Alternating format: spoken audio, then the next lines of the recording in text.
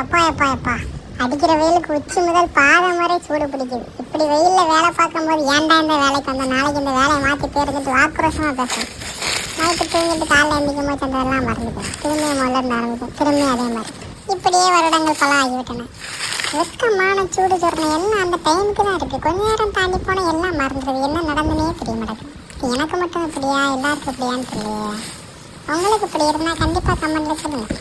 எனக்கு தெரிஞ்சு இதுக்கு தனியாக ஒரு கோச்சிங் கிளாஸ் தான் நல்லாயிருக்கும் நினைக்கிறேன். வெக்கமான சூடு சொரணை எல்லாத்தையும் அப்படியே டெவலப் பண்ணி கொண்டு போகிறதுக்கு, மறக்காமல் ஞாபகப்படுத்தி கொண்டு போகிறதுக்கு ஒரு கோச்சிங் சென்டர் வச்சா நல்லாயிருக்கும் நினைக்கிறேன்.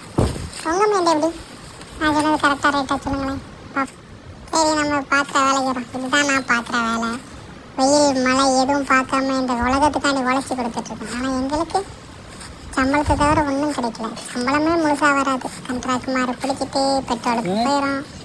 வாங்குகிற சம்பளத்தில் காவாசி சம்பளம் இதுக்கே போயிடும். அதுக்கப்புறம் எங்கே வர்றது? ஓகே நண்பர்களே, நான் வேலையை பார்க்க போகிறேன். வேலை எப்படி இருக்குது அப்படின்னு சொல்லுங்கள். பிடிச்சிருந்துன்னா கண்டிப்பாக உங்களுக்கு ஏதாவது வேலை தெரிஞ்சு வேலை பார்க்கணும் அப்படின்னு சொல்லுங்கள். வேலையை சிறப்பாக பண்ணிட்டோம். இப்போ நாங்கள் வேலை எப்படி செய்தோம் அப்படின்னு பார்க்கலாம்.